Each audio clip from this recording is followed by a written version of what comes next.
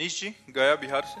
राधा राधे राधे महाराज जी। महाराज जी, मनुष्य का प्रारब्ध उसके कर्मों का फल है, किंतु राष्ट्र का प्रारब्ध नियति द्वारा तय होता है या उसमें रहने वाले लोगों के कर्मों का सब कर्मों का, सबके अलग अलग कर्म जब एकत्रित होते हैं, जैसे एक प्रांत के कर्म का अब परिणाम एक साथ भोगना है तो मिसाइल गिरेगी, पूरा प्रांत नष्ट हो जाएगा। क्योंकि वहां उस समय अब जैसे 20 आदमी मरने हैं यहाँ, तो अलग अलग प्रांत से 20 आकर एकत्रित हुए, एक साथ मरना है तो एक साथ मारे जाएंगे। उन सब का प्रारब्ध को उपस्थित, बिना मृत्यु स्थान और मृत्यु समय तय हुए कोई मार नहीं सकता।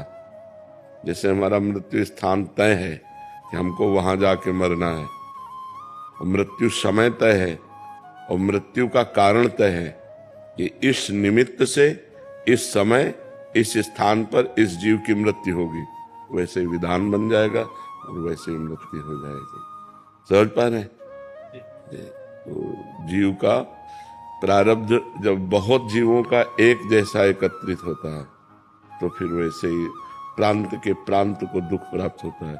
जैसे पूरे विश्व का प्रारब्ध एक जैसा एकत्रित हुआ तो कोरोना आ गया, हर देश हर प्रांत में लाखों लोगों को मार गया ना।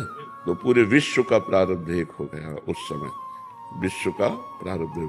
अब जैसे पूरे परिवार का प्रारब्ध एक हो गया, तो एक आदमी ने गलत काम किया, पूरा परिवार पीड़ित हुआ, रिश्तेदार नातेदार सगे संबंधी सबके डंडा चले, कहाँ है बताओ।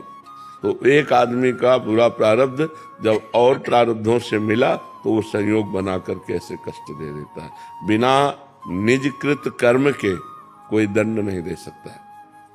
हमारे कर्म जब जुड़ेंगे तभी हमको कष्ट मिल सकता है, अन्यथा नहीं मिल सकता। महाराज जी, भौगोलिक क्षेत्रों का विस्तार कैसे नीति से तय है? जैसे भारत का पहले गुप्त युग में बहुत बड़ा था, अभी पहले पूरा भारत ही था और कुछ नहीं था। अजनाब खंड कहते थे, चक्रवर्ती सम्राट, जहां से सूर्योदय होता है जहां से सूर्यास्त होता है, एक देश था केवल। अलग अलग द्वीपों का जो विभाग हुआ, महाराज ऋषभ देव जी ने अपने पुत्रों को विभाजित किया, 9 द्वीप। फिर उन द्वीपों का 9 विभाग हुआ। फिर धीरे धीरे धीरे धीरे भारत का और विभाग हो गया, पाकिस्तान बांग्लादेश और विभाग हो गया। नहीं तो पूरा विश्व भारत देश था। पूरे विश्व का एक ही राष्ट्र का, पूरे विश्व का एक सम्राट होता था। छोटे छोटे राजा अलग अलग प्रांतों के होते थे, वो कर लेकर के राजा को दे दे।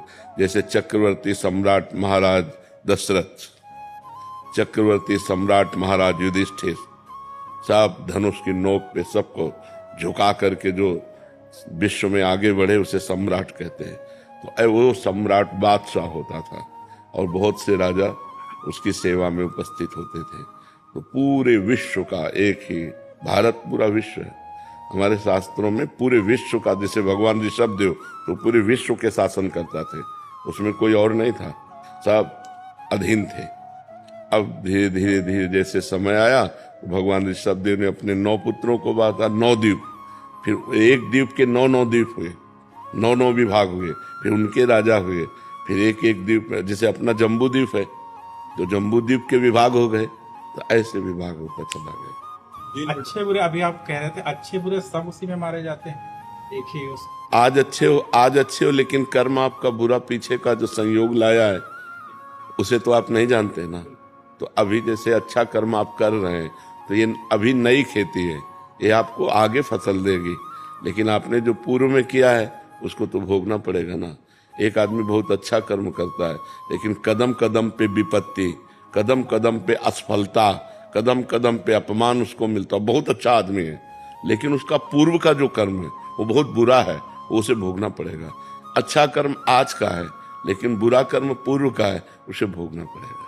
अवश्य में भोक्तव्यम कृतम कर्म शुभाशुभम। इसीलिए तो मनुष्य जन्म इसलिए मिला है कि हम पूरे हिसाब को बराबर कर दें, भजन के द्वारा, तपस्या के द्वारा अपने पापों को नष्ट कर दे, आगामी ऐसे कर्म करें कि हमें दुख न मिले, हम भगवान को प्राप्त हो जाए, हम उत्तम लोगों को प्राप्त हो। पर इन विषयों पर विचार कौन कर रहा है? इस समय तो वर्तमान में धन चाहिए, भोग चाहिए, मनोरंजन चाहिए, चाहे जैसे हो, पाप कर्म से हो या पुण्य कर्म से, इससे कोई मतलब नहीं रह गया। आज के समाज को केवल धन चाहिए। धन चाहिए, नशा चाहिए, भोग चाहिए, मनमानी आचरण चाहिए। कौन सोचता है कि आगे क्या होगा? आगे क्या होगा कौन सोचता है? तो ये सब भोग भोगना पड़ता है जी को।